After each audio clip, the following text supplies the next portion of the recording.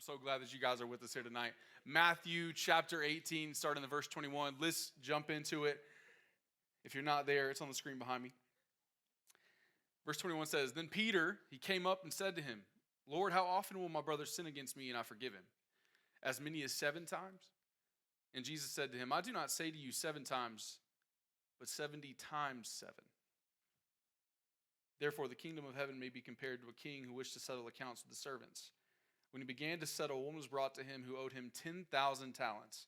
And since he could not pay, his master ordered him to be sold, with his wife and his children and all that he had, and payment to be made.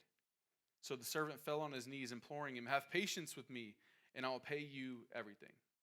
And out of pity for him, the master of the servant released him and forgave him the debt. But when that same servant went out, he found one of his fellow servants who owed him 100 denarii.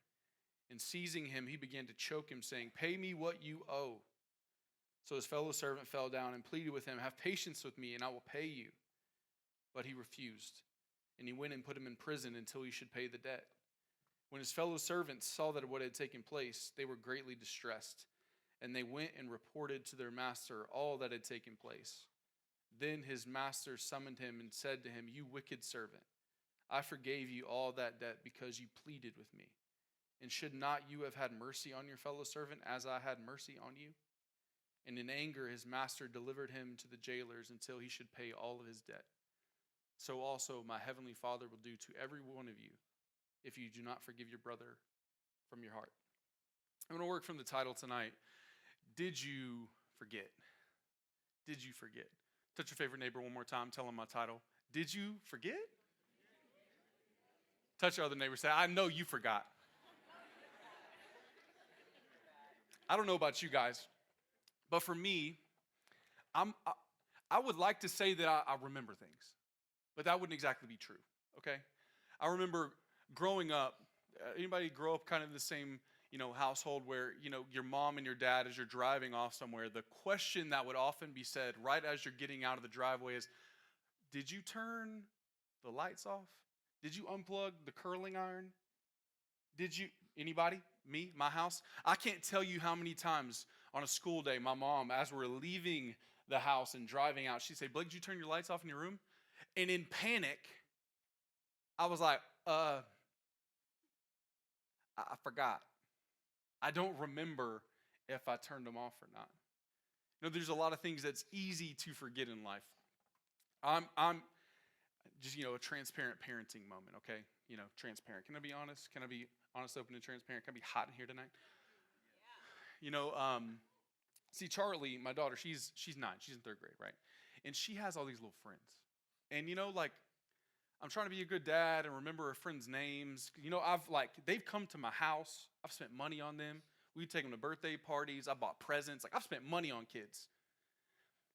And for the life of me, I will see this kid for the 10th time, not the 1st, not the 2nd, not the 3rd, the 10th time. And I'll nudge my wife and say, who's that? And then they'll walk up, hey, Mr. Blake. I'm like, hey, how you doing? Hey, girl, how are you doing? It's so good to see you. How's your mama doing? I'm trying to be nice, but I have no idea what their name is at all. No clue. I do this with regular people too. If I call you bro or sis or whatever, I probably forgot your name. I know your face. I know you, but I've just forgotten. I don't know what it is about my memory, but there's things that are just easy to forget. Anybody else here? You study for a test for a month, like entire months on end. You're studying for the test, and then the test day comes, and it's like, did I forget everything? Did I not just spend my life in Club Lib, reading this, and I don't remember anything? I do remember, however, how my weekend went, but I forgot everything about this test. Forget math? What? Forgot how this even works. Anybody have a project, syllabus week? You write it in your little calendar, your little planner, I got a project I got to do. And then the day before the project happens, you remember, oh my gosh, I have a project due tomorrow. And some of you are gifted like me, you put your best work in with 5 hours notice. But you forgot. It's so easy to forget things. And I'd say I'm a chronic forgetter. Forget too much. But there's these other things that no matter how hard I try, I can't seem to forget. Not to be, too open. But there's some things in my life that I've yet to let go of, and I'm a 31-year-old man, okay? I remember, I've not forgotten. I've not forgotten this moment in my life. In third grade, I remember there was this girl, and she told me something that has wrecked me, and I still have insecurities about it, okay? She told me, one, I had a big forehead. And at the time, it was true. I had a big head. I was all head. It was there. I was like, you know what? That's fair. But then she made fun of my little bow legs, and that stuck with me, okay? And every time I'm like, dang, I can't even wear the right jeans. My legs just all cut up. I just was, I can't forget. Anybody been there? Anybody remember the person that picked on you in, 7th grade? And you're like, you know what? If I see you, sir or ma'am, I will cut you. I remember every word. Every single word. I don't forget. I know your face. I know what you were wearing. I know every detail. I can watch it in my head like a movie. Anybody? It's funny how while it's so easy to forget some things, it's so hard to forget others. Anybody been there? I think for us, this idea of forgiveness is difficult because I don't know if you grew up hearing this saying. I know I heard it a lot. You need to forgive and forget. Anybody heard that before? Forgive and forget. I love the idea of forgiveness. I'm like, yes, I love forgiveness, especially if I'm the one getting it. Do you know what I mean? I love the idea of forgiving somebody, but I can't really get behind the idea of forgetting. I don't know if it's because I'm petty or anybody petty in the room? P-E to the T-T-Y, petty? Okay, yeah, anybody petty? I don't know, just something about it where I just feel like there's something wrong with me being wronged by you and then me forgetting about you wronging me. This doesn't seem right to me. Yeah? Anybody got like conversation recall with their arguments? Where you talk to somebody and you're like, you know what? 7 months ago, you said that, and that's why I don't trust you. And that's why you always do this. Anybody in a relationship that's like that? It's not just women that do it. Guys, you do it too, just so you know. You say, I remember last week at the restaurant where you got a whole attitude, blah, blah, and then you name 7 other things that are disconnected, but somehow you've connected them in your mind. Do you know what I'm talking about? It's so easy how we remember the wrongs done to us. And they're so hard to let go of. That's why I love Peter in this text so much. Peter, he asked Jesus this question. He goes, hey, Jesus, I got a question for you. I got a question, okay? It's a real easy question.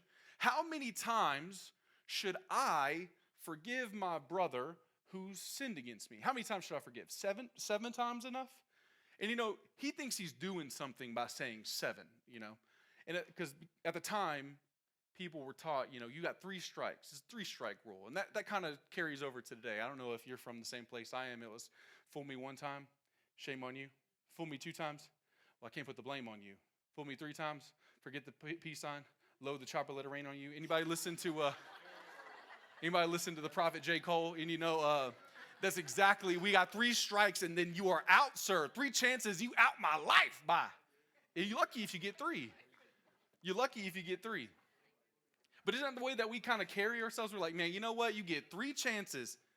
Don't fool me 3 times. And Peter, what does he do? He doubles it, adds 1, and passes it on. He says, what about 7? What about 7? And he's like, 7 feels real gracious, Jesus. I'm really doing a lot here. Meet me here. This is good, right? I'm doing the right thing. I'm being more forgiving than everybody else. And really what he's asking Jesus is there ever a time when it's cool for me not to forgive? Because if it's 7, let someone mess up 8 times. They liable to catch these hands if they do it on the 8th time. You can get a 2-piece and a biscuit, and we'll pray for you as you knocked out on the ground after I fight you. After the 8th time, I've had to forgive you for something. He's asking Jesus, is it ever an appropriate time not to forgive? And Jesus' answer is so funny. He says, you know what? Yeah, that's 7 times, multiply it times 70. That's how many times you need to forgive. And some of y'all are doing the math like, well, that's 490. So on 491, hands, right? But really, the number is irrelevant. What Jesus is really getting at is he's saying it is always appropriate to forgive. There will never be a time where it will be wrong for you to forgive. And that's when he gets into this story. And this story is really to kind of paint a picture of the motivation of why we should forgive. I think for a lot of us, we have a couple scales that you've tested and that you know of in life.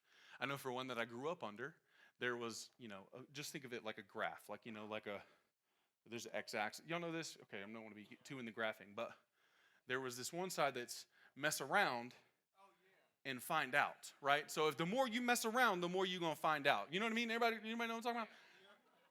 The more you mess up, the less I'm going to be your friend, right? There is a line here, sir. And I think there's also a line in our ability to forgive. The more that we are able to receive forgiveness, the more we are willing to give it away. And I think that's what Jesus is trying to get at in this story. And I think there are a couple things that are obstacles for us to actually give forgiveness. And I think the first is our ability to receive it. I think this story paints a pretty good picture of some of the obstacles for us to receive forgiveness. And in doing so, us not being able to receive limits our ability to forgive. Because there's a correlation. They are dependent upon each other. If you can't receive forgiveness, you're never going to be able to give forgiveness. Do you understand that? And Jesus in this story is trying to show how much exactly we've been forgiven and how much we ought to forgive. I think our first problem is why we don't receive forgiveness. One is we underestimate how much we owe. We underestimate how much we need forgiveness. And that's kind of the point of the story. He starts the story saying the kingdom of heaven can be compared to this. He's telling a story to explain why we should forgive. And this is why. He said there's this king, and he wishes to settle accounts with the servants. And when he began to settle these accounts, one man was brought to him who owed him 10,000 talents.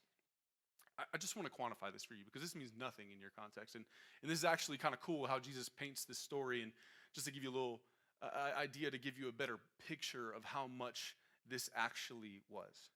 In the Greek, how the measurement system and how they count, 10,000 was the highest number that they would count. They would, if there was multiple of 10,000, they would say 10,000s. They wouldn't go up higher than that. It was the highest number that they could get to without adding other things to quantify it. Does that make sense? So he gives them the biggest number. And not only that, he gives them the most expensive currency at that time, a talent. Do you know how much one talent costs? Just one. Just one talent. It was 20 years worth of wages. Some of y'all aren't even alive that long, and that's how much one talent was. Your whole life, one talent. Please, somebody, do the math for me. How much is 10,000 talents times 20 years? This is 200,000 years worth of work. Hello, I ain't trying to work that hard ever. This man owed everything and then some. It's pretty crazy how much this man owed. There's no amount that he would have been able to pay. He is completely unable to pay this amount, no matter if he was able to be alive that long. Where he wouldn't even get up to probably 2 or 3 talents before he just died. Like, sorry, good try. So this king, he's owed a lot. I think for us, the first question that we have with this idea of forgiveness, especially forgiveness from God, is like, do I really need that much forgiveness? Like, is it really that serious? Do I really owe that much? I haven't killed anybody. I really haven't done that much bad. I've actually done better than a lot of other people I'm around. Him, yeah, 200,000 years, him, for sure. Not me, though. What have I done? I'm a 20-year-old. I've kind of maybe hurt somebody's feelings once or twice. I really owe them that much? And the way I would kind of explain this to you, just to paint a picture for you to understand how much you actually owe God, it'd be like this. Imagine you went to a restaurant. Pick whichever one you want to go to. Fredonia. Say you go to the Fredonia Hotel. And say you're at the table and you're like, you know what? I want everything on the menu. Just everything right here on my table. They got to get you a bigger table just to accommodate how much food is on this table, right? And it comes time for the waitress or the waiter or the server, I don't know what the correct term is nowadays, forgive me. The server comes and they hand you the bill. Could you imagine what that would look like if once you got that bill, you said, hey, ma'am, sir, excuse me, can you please come back over here? I need to talk about this bill. I've got an issue with how much I owe you. And imagine at that time where you just say, well, hey, look, I know I ordered all of this. I know this is all on the table, but like I didn't even eat everything. Like I only like ate a little bit of this, like one bite, like one little spoon thing is missing of this thing, just one little piece. And then over here, like I didn't even touch that. I just looked at it. Like, you mean to tell me that I have to pay for that? No, no, no, no, no, no. I should only have to pay what I actually ate. Anybody kind of from that? You know how absurd that would be? That lady would be like, well, you know what? It shouldn't have been on the table in the first place. And you know what's also funny about this? Just because you only took one little bite from it, you owe the exact same amount as the person that ate every bit of it. Does that make sense? That we don't understand the ins and outs of our sin. We don't understand how much our life, every breath that we've breathed, every action that we've ever done, have no idea to conceive how much we actually owe God. Don't let me be God. Let me just put it like this. Don't let me be God. Me create you in your mother's womb. Me knit you together bit by bit. Me put you, like create you. Like I made you. And you mean to tell me that you're not going to worship me? That you're not going to like spend your life trying to follow me? You're going to just do your own stuff? Hello? I would haunt you for your whole life. You would never get sleep, okay? Like, no. I need to be given what I'm worth. And you have no concept of how, like, in our own selfishness, in the ways that we've done these little things that we've kind of counted as like, oh, that's not bad. It's not that much. What we're saying is, I didn't eat the whole thing, so I shouldn't be counted for the whole thing. Does that make sense? You know, the thing about sin is it will tell you that you haven't done a lot. And the reality is you've done much more than you can remember. That you've forgotten more things that you've done wrong than the things that you actually remember. And God, in his infinite ability to understand and to know every bit of your life, every single aspect of it, he sees how much you owe. And the crazy thing about this is we're unable to receive something if we don't know that we need it. If we have no need for forgiveness, why would we ever think to ask for it, right? Y'all know that one person in your life who has like run over you over and over again and it's like been kind of terrible to you when they like, well, I never did anything wrong. Like, well, you should have said something. I didn't know that. They're just like completely oblivious to how they've affected you. That's kind of what I'm getting at. I think a lot of times we're completely oblivious to how our actions have affected each other as well as God. He's run up a bill that he could not pay. That's our first problem. The second one is a little different, and I think this is the majority of people. It's not that we don't realize that we owe something. It's that we underestimate the mercy of the master. And the funny thing about this in the story, it's in the exact same place where that same bit of truth is found. It's in the amount of money that he owed. That he owed 200,000 years worth of wages to a guy. Can you imagine somebody owing you 200,000 years worth of like money? Can you imagine? I would kill somebody if they owed me $1,000. 200,000. Guys, this is absurd. How did this tab, anybody just like, you show up, you put a tab, put something on your tab, and you go to pay your tab at the end, and you're like, whoa, who did this? I didn't buy any of this. What the heck? Who stole my credit card? You know what I'm saying? Like, that's what this, there is no way that this dude checked in with his accountants, checked his bank app, and was like, yeah, that's cool. Yeah, just keep giving him a line of credit. It's cool. He can just run it up. How absurd is that? That he would allow this man to run up a bill that big. But doesn't that just speak to the grace of God? Doesn't that just speak to the mercy of the master? That even when you're against him, he still gives you allowance and time and room instead of just killing you when you owed a certain amount. I'm telling you right now, if someone owed me, I would go find them. It would never get that high. It would have ended maybe at a couple $1,000s. The bank won't even give you money like that. And this king is just giving and giving and giving and giving and giving. And at some point, he brings him to take account of it. And that's a picture of God and his goodness and his mercy in our life, that he'll allow us to walk as far as we want to until a time where he says, hey, it's time to settle this account. And the beautiful thing about this story isn't just that he lets him run the bill up that much, it's that he forgives him of that entire bill. He forgives him of everything he owed. He asks him, he gets on his knees, I can't pay it. Can you cover this for me? He didn't even say that. He says, hey, I will pay you back, which is not true. He cannot pay him back. No matter how hard he tried, he cannot pay him back. This king is going to receive a loss no matter what, period. And instead of selling him and just, getting even, he lets him go. He releases him. He says, hey, you are forgiven. And the funny thing that happens in the story, what you wouldn't expect, I would have expected, if I'd have been forgiven that much, I would have ran to my wife and my kids who were about to get sold with me and be like, guess what? We don't owe anything anymore. We're free. We're free. But what does he do? He goes and he finds another servant who owes him some money. And the thing I struggle with in this story is that the forgiveness never touches him. It's never something that he wears. I think for a lot of us, when we are forgiven of something, it ought to do something to us.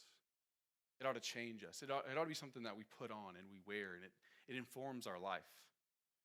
But this man, he's not touched at all. And I think that's because he didn't really believe that the master had forgiven the debt. I think he's still in the mindset that I need to earn this money back. And in that, some of our Christian walk, God, I get the forgiveness thing. Thank you. I appreciate it. But I messed up this weekend and now I need to take 3 days before I pray again because you don't like me right now. Do y'all have that kind of, back and forth with God? Where you're like, you know what, he doesn't like me right now. I'm a little ashamed of the things that I've done and I can't really receive the forgiveness that you're offering because it just doesn't feel right. It just feels wrong. I know that I've done something wrong. I know that there's some separation here and I'm going to retreat instead of receive and wear the forgiveness that you've got me. I think for a lot of us, the shame that we carry is directly correlated to the forgiveness we refuse to wear. That the things that we can't forgive in ourselves is directly connected to the forgiveness that we won't receive from God. Gen Z is all about, you need to forgive yourself. And that's the reality. You do need to forgive yourself. But what that is actually you receiving the forgiveness that's already offered to you. But it's hard to do that when you refuse to see how freely and how merciful the master has given. Just to put a picture to it, I think I've understood forgiveness kind of in a weird way. I don't know if you guys are like this or the way you've been taught about forgiveness. Forgiveness is kind of like this lock right here. It's locked up. You can't get it, right? Okay, it's locked. And in order to receive, my forgiveness, you got to come correctly, You got to pay up. We got to be even on this. You got to earn my forgiveness. Anybody heard that before? You got to ask to be forgiven before I forgive you. Anybody there? Anybody heard that before? Thought that way? I'm not going to just forgive you. I'm just going to let you off the hook. There needs to be some I want my restitution. You owe me. I do this with my wife sometimes. I'm like, you hurt my feelings, and now I need you to fix the feelings that you hurt by saying that you're sorry. Anybody? You got a friend that hurt your feelings. You're like, they didn't apologize, so you know what? I'm not even going to talk to them anymore. They didn't go through the channels that they need to go to for this to be unlocked. That this had to happen the right way for this to happen. Right? So what happens is, because people don't go the right way, we just keep forgiveness locked up and we have resentment in our heart and we say, you know what? I'm never going to give them this because they are refusing to do this. And what that actually is not forgiveness at all, because you know what forgiveness is? It's freely giving something. It's not requiring anything. That's forgiveness. You realize that, right? It in and of itself is unjust. What this is, what you're trying to, think about, that's justice. You've done something to earn forgiveness. Okay, so I'm going to give you forgiveness because you've earned it. That's justice. That's rightness. Does that make sense? And what happens if you're treated unjustly? Because I don't think that Jesus is trying to communicate here that we ought to not do what's right. I don't think he's telling us here, you just should just like willingly just give out forgiveness just like it's candy. Like, yeah, sure, like you've wronged me, whatever, no big deal, like cool. Like, one, that's just not natural. You don't do that. Payment has to be made at some level, right? Justice has to happen. Yeah? Y'all in agreement? Or is that lost on you?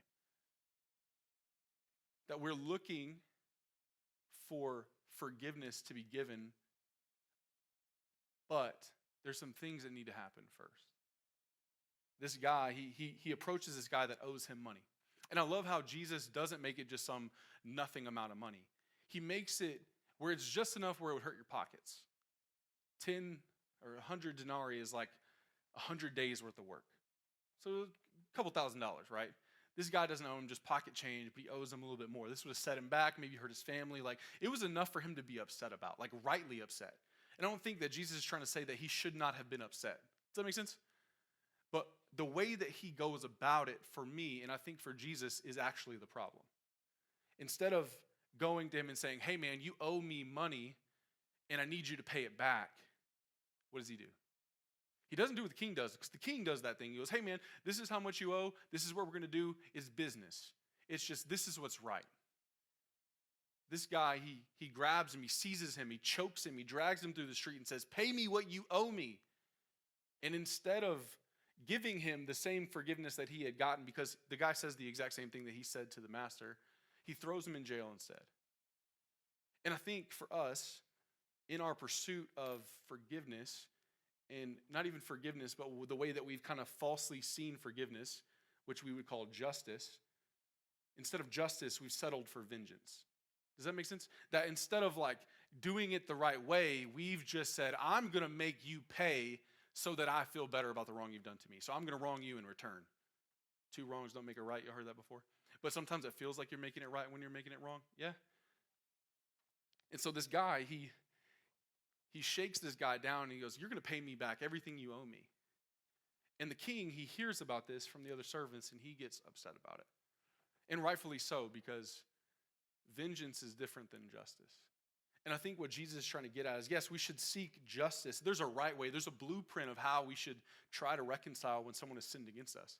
That's why in verse 15 it says, if your brother sins against you, go and tell him his fault between you and him alone. Isn't that funny? When someone sins against you, he tells you exactly what to do when they sin against you, but I guarantee you none of you in this room probably have done this. They sin against you, like, you know what? Well, they dead to me now. We used to be friends. Bye. They can come talk to me first when they want to fix it, right? And that's just petty vengeance is what it is. Like, it's really what it is. You know what? When I'm ready to forgive you, I'll forgive you. I'm going to talk about you to everybody I know, because if I don't hold you to it, nobody else will. If I don't make you pay, no one's going to make you pay. And you can keep doing this to other people, right? That's kind of how we justify us being petty back to somebody when we don't forgive them. Jesus, he says, go to them and tell them their fault between you and him alone. If he listens to you, you have gained your brother. You've restored relationship. So this is different than forgiveness. This is justice and restoration and trying to make amends and to do it the right way. Does that make sense? This is something different. And it says, if he doesn't listen to you, then go take 2 other people with you and confront them and say, hey man, this is how you've wronged me. And if they refuse then go to the church. And if he refuses when the church approaches him, when you have a meeting, a sit down, this is a intervention with the people that you're supposed to be connected to, and they refuse, it says, treat them as a Gentile and a tax collector. So what it's saying is, then you draw boundaries of how your relationship's now going to go. If there are people in your life that you have been wronged by, the command is to go and try to fix it. Not make them pay you back. It's to tell them their fault. Hey man, you hurt me. Hey, you hurt my feelings. Hey, you've wronged me. And if they can't see it, okay, well, hey guys, this is what happened. Then we go tell them. Not gossip before. This isn't gossip. This is, hey, we're trying to restore this person. It's for the restoration of the offender. And the funny thing about this, I think that we think that forgiveness is somewhere in the mix of this. And I would say that forgiveness has to happen before this happens. Because if forgiveness doesn't happen, it's probably the way that we're going to go enact vengeance. We're just going to cut them off. We're going to dead them like, oh, you don't talk to you anymore. I'm going to let it go. I'm going to forget, but really you're just cutting them out of their life. But forgiveness is you dealing with you in releasing the offense. Because what happens if they don't ever acknowledge that they've done something wrong? What happens if this never happens? What happens if, what happens when they never say that they're sorry? What happens if they never say, hey, you know what? I was wrong. We just hold on to it? You know what happens is we hold on to this and we lock ourselves up and we refuse to forgive, and in doing so, we think that we're keeping them prisoner. But the reality is the only person locked up is you. That person's out there living their life, not concerned, but every time you see them, you're mad. Bothered on the inside, awkward. You feel just gross. Why? Because you've locked up resentment in your heart. You know what they say bitterness is like? Bitterness is like drinking poison, hoping that the other person's going to get sick. Forgiveness is setting the prisoner free. And once you've done it, you realize the prisoner was you. I'll say that again. Forgiveness is setting the person free and realizing after you've done it that the person that was locked up was you. Resentment in our heart is actually keeping us from receiving. It's keeping us from a life with God that is actually open, wide open, free. We're locked up and we refuse to forgive, and in doing so, we refuse to receive.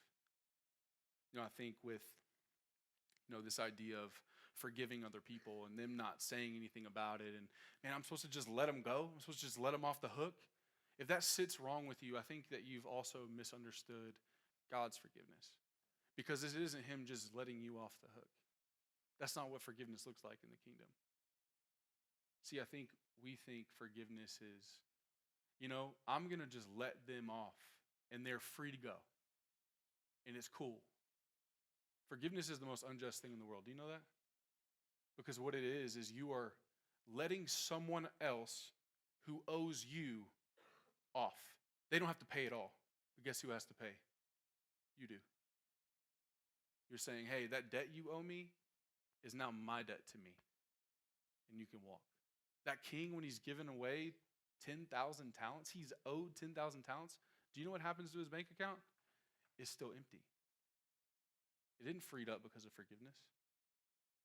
Forgiveness is willingly taking wrong for the sake of the other person.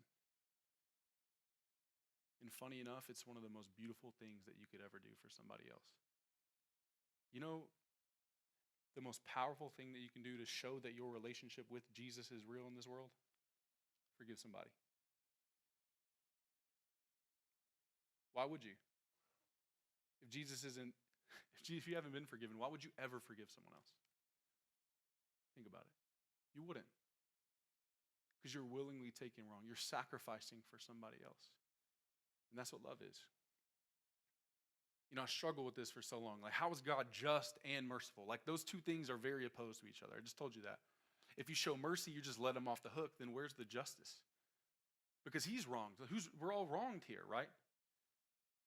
But the beautiful thing about God, and the beautiful thing that this story doesn't communicate, is that the way that God forgave you is that he let you off. But Jesus didn't get off.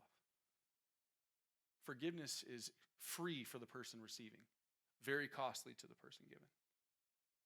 Jesus, in this moment, in his life and what he is doing, why he even walks the earth, is this picture of this story. That there are people that owe significantly more than they ever could imagine. Infinitely more. That we've rebelled against God. That we've said, you know what, God, I want to do it my own way, our own selfishness, our own desires that we want for our own life in the ways that we've done it in broken ways. Where we try to fix the broken things in our heart by going to broken things. They have run up a bill that we could never pay. And instead of God saying, hey, it's time to settle accounts and you owe, and since you can't pay, it's time for you to be sold, what he does is the Son steps in, Jesus steps in and says, hey, I'll pay that debt. I'll pay every penny of it. And what Jesus does is he steps in and he assumes your debt and lets you walk free. He says, I'll pay every penny. What does he he do? He gives his life. And he dies in our place so that we can have life. I love the fact that Peter is the one that asked this question. I don't know if you guys, know much about Peter. Anybody, heard about Peter yet? He's pretty known for a couple things. One, walking on water, which is pretty dope. Like, honestly, if I walked on water, that'd be cool. But it's also like a really uncool thing that he's also known for. Yeah, there's this part in every gospel. Every gospel gets this. Walking on water happens in one gospel, by the way. In all of them, Peter denies Jesus 3 times. And Peter's the guy that's all in. Like, I'll never deny you. Even if all these clowns forget you, bro, I'm with you. I'm ride or die, bro. I'm in it all the way. And Jesus says, like, no, you're gonna deny me 3 times. He's like, man, no, I will never do that. And what happens is there's this little girl that comes up to him when Jesus is taken away. And she's like, hey, aren't you with Jesus? And he denies him to a little girl, terrified. Denies him again 3 times. And Peter, so ashamed, he walks away from Jesus. In John 21, there's a story about Peter after Jesus is resurrected and he's come back and he's kind of shown himself to the disciples. It says that Peter went fishing. And what that's really communicating is that Peter went back to his old life. When Jesus called him, he stepped on his boat and he says, hey, I'm going to make you a fisher of men. Y'all remember that? And he said, okay, I'll leave everything. I'll follow you. And what he is doing, he's actually going back to the life that he left because he no longer feels worthy to live the life that Jesus called him to. And he's there and the other disciples are with him and he's on the boat. It's the most beautiful story in all Scripture for me. Peter, he's on that boat and he hears from the shore the same words that Jesus spoke to him when he called him the first time. He says, how about you cast the net on the other side? He recognizes that as Jesus, and he jumps out of the boat and he swims to him, and Jesus is on the shore. And they start this conversation, and Jesus asks him a couple questions. He says, Peter, do you love me? And Peter, knowing, I don't love you as much as I thought I did. Do you love me more than these other disciples? And Peter's like, no, I like you. If you read it in the Greek, it doesn't even use the same word that Jesus uses. Jesus says, do you agape me? Do you love me fully? Do you love me as much as you said you did? And Peter doesn't use that same word for love. He uses the brotherly love for word, phileo. I like you. You're a brother to me. I like you that much. And Jesus says, feed my sheep. And he asks him again, Peter, do you love me? Do you agape me? And Peter says, you know that I phileo you. And then Jesus asks the 3rd time, and Peter weeps because he asked him the 3rd time because he's denied him 3 times. And this time Jesus asks a different question. He says, Peter, do you phileo me? And Peter says, you know I like you. And what Jesus is saying in that moment with Peter is, it's never been about how much you loved me. It's always been about how much I've loved you. That Peter ran up a bill he couldn't pay.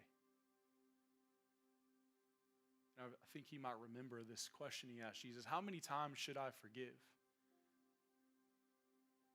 And I bet Peter in this moment is hoping that Jesus is still keeping the same energy as 70 times 7 because he wouldn't forgive himself.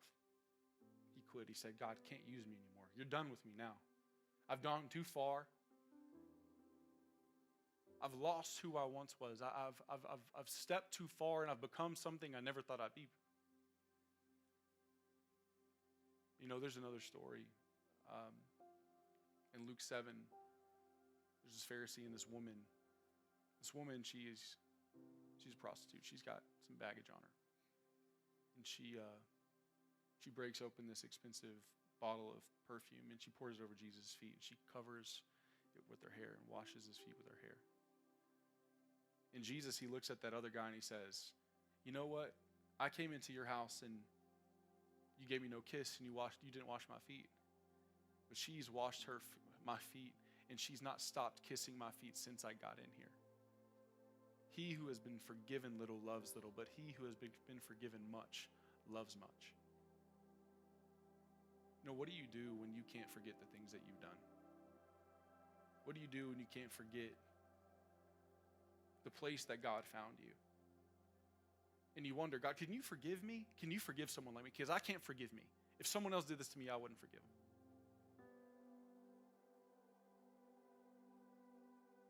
I think the place of our wrestle with forgiveness starts with our wrestle of receiving the forgiveness he's already given. I don't know about you guys, but I've made some mistakes in my life. And I know I owe a lot. I know I owe a lot. A lot of stuff I regret, a lot of stuff I wish I could take back. And I've had some bad stuff happen to me too. I've had some people hurt me really bad. Sometimes they didn't mean to hurt me bad, but they did. And sometimes it's hard to forgive. But I'm confronted every time when I choose to be angry and upset or resentful or want to kick them out of my life because they've hurt my feelings or because they've wounded me deeply. I have to remember how I might have made Jesus felt when the way that I've chose to live my life. And I think the point of the story and the point of this whole thing is that we have been forgiven way more than anybody else has ever owed us. And I think this life of freedom, forgiving others, and walking where we have no resentments, no attachments, no walls that we've built up is one that's so deeply rooted in not forgetting that God did way more than we ever could have deserved and paid way more than we ever could have paid for us. I just want to, as I'm closing the sermon, I just want to give you a moment, just a second for you to sit in this. And this isn't one of these sermons where I'm trying to do anything fancy. I'm really just trying to get to the point that you've been forgiven a lot. And I think the temptation is for us to forget that and to not extend that same forgiveness to others. And so right now, I just want to lead you in a moment where you get just some time with God, just you and God. No one else is in here, just you and him. Close your eyes and you're just having a moment with Jesus. Whether you feel like you've owed a lot or you feel like seems kind of unfair for me to owe God much of anything. I feel like I haven't done anything. I just want to pray for you in this moment for you to really get a picture of the depths that he's gone for you, of how much forgiveness he's poured out and how much you've been forgiven. Lord, I pray, I gotta pray that you would just bring to mind the moments that we can't forget. The moments that have marked us, that have hurt us. Maybe also the moments where we've hurt you. And God, I just pray right now in this moment, Lord, that you would open our eyes to see how much you've forgiven us.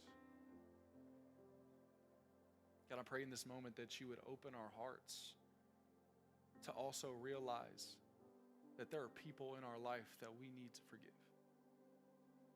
Not because they deserve it, but because you've forgiven us. And whether they've said sorry or not, we can trust you with the offense that they've done to us because we can trust you with the offense that we've done to you. And so God, in this moment, I just pray that these students would just have a moment where they get to just feel your presence and that you love them and that you aren't keeping tabs. That when you said they're forgiven, they're not just forgiven for the things they said sorry for, but they're forgiven because they've believed in you. And you haven't just forgiven them, you've justified them by faith. Past, present, and future, every wrongdoing has been paid. And you are not waiting for them to figure it out for you to give them forgiveness or love. You're not withholding, but you're actively giving. Just in this moment, I want you guys to just imagine you're talking to Jesus, just face to face with him. And I want you to hear him ask you, what is he calling you to stop? What's the thing in your life that you've refuse to let go of, that you refuse to receive forgiveness for? What's he calling you to stop? What's he calling you to start? Is it to believe that he's really truly forgiven you? Is he asking you to start forgiving others? Is he asking you to have a conversation with somebody that you've refused to have one with? And the last question is, what is he calling you to believe? Is he calling you to believe that his forgiveness is enough? Is he calling you to believe that he's really forgiven you? And that thing you can't forgive yourself for, he's actually taken away. He's paid for it.